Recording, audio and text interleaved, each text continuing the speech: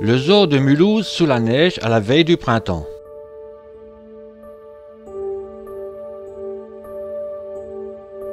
Pour commencer, sa localisation dans le Rehberg. L'entrée du zoo.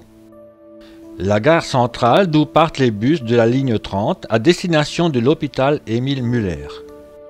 Les arrêts bus près de l'entrée du zoo. Les automobilistes ont la possibilité de stationner le long de la rue à côté du zoo. De suite après l'entrée.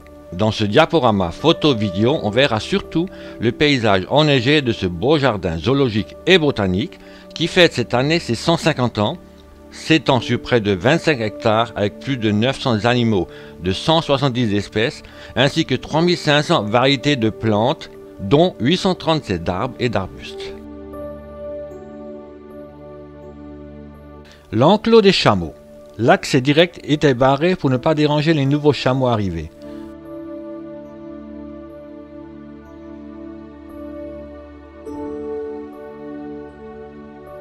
Il y a quelques années, la télévision allemande ZDF avait fait un grand reportage et l'avait désigné comme étant l'un des plus beaux et plus grands jardins zoologiques et botaniques d'Europe sur un site naturel.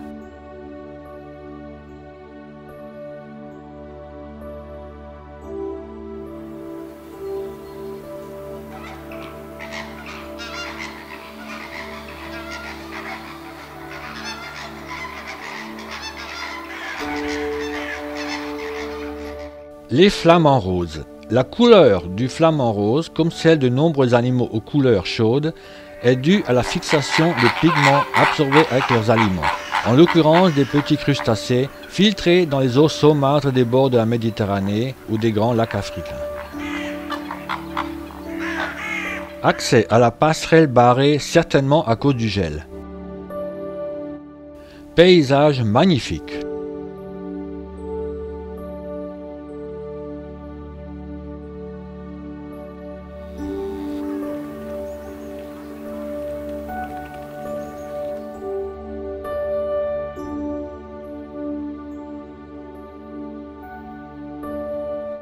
La cigogne en train de ramasser des brindilles, certainement pour confectionner son nid.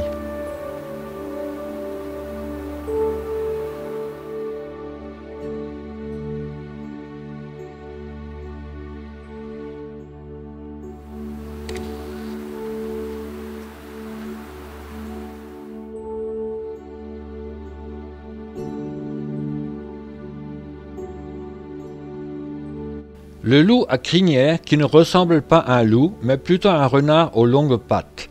Ces dernières sont une adaptation à la vie dans les prairies à hautes herbes d'Amérique du Sud où il vit. Il peut ainsi marcher sans problème au-dessus des végétaux. C'est à cet endroit, en contrebas, qu'on peut admirer entre avril et octobre l'exposition des tulipes et des dahlias. Les flamants rouges vivent exclusivement en Amérique du Sud, contrairement à leurs cousins flamants roses. Ils se retrouvent toujours au bord de points d'eau en très grandes colonies, pouvant aller jusqu'à plusieurs milliers d'individus.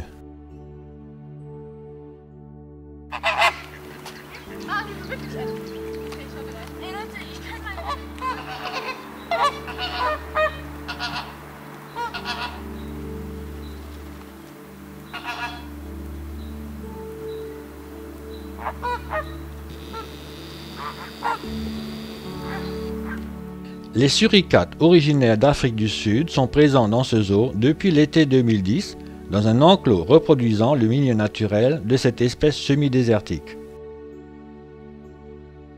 Un employé du zoo en train d'enlever la neige du toit.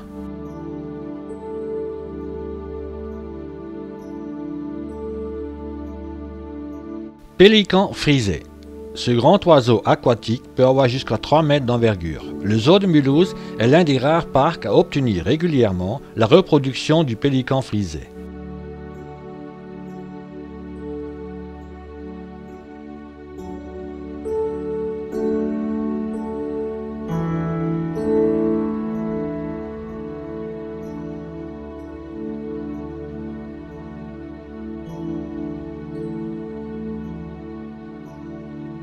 L'enclos des lynx boréaux, photographié à travers une vitre. L'enclos des lynx du zoo de Mulhouse fut l'un des tout premiers enclos paysagers en Europe. Il permet de voir 2 lynx boréaux dans un décor naturel, reproduisant les forêts européennes où l'on peut trouver le discret félin. Les loups du Canada. C'est une sous-espèce du loup gris qui vit sur tous les continents de l'hémisphère boréal, 8 en Europe et Asie, 5 en Amérique du Nord.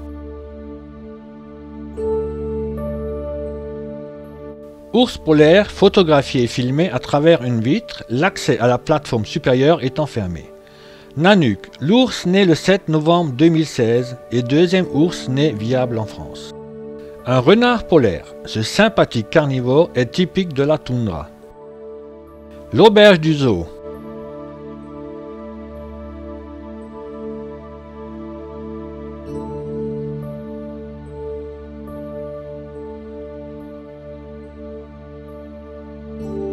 Les informations sur la restauration.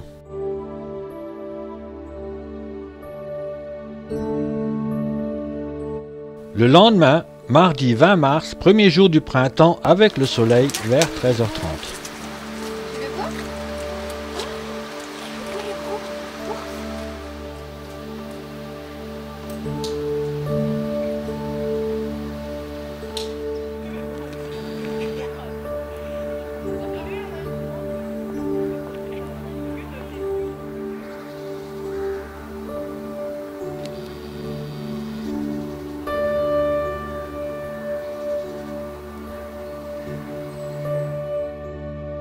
Avec le soleil, le paysage est plus beau, mais dommage que la neige ait déjà fondu de moitié par rapport à la veille.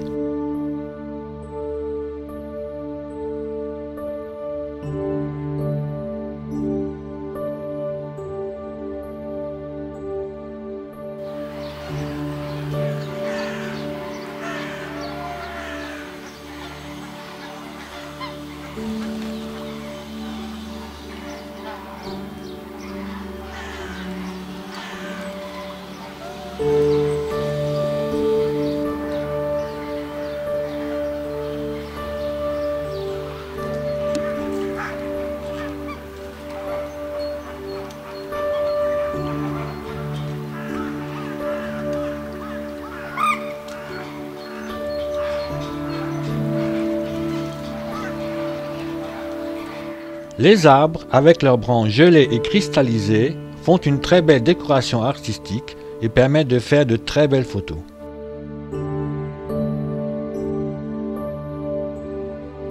Et revoilà les flamants rouges.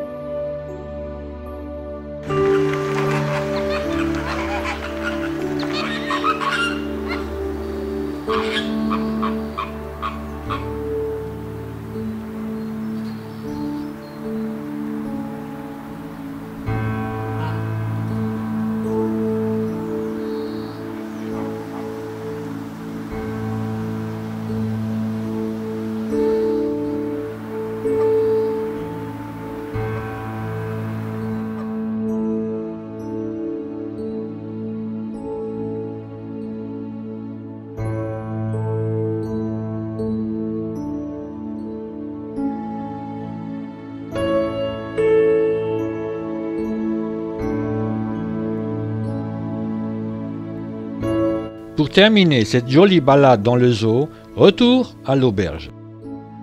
Et une carte postale du début des années 1900 de cet endroit.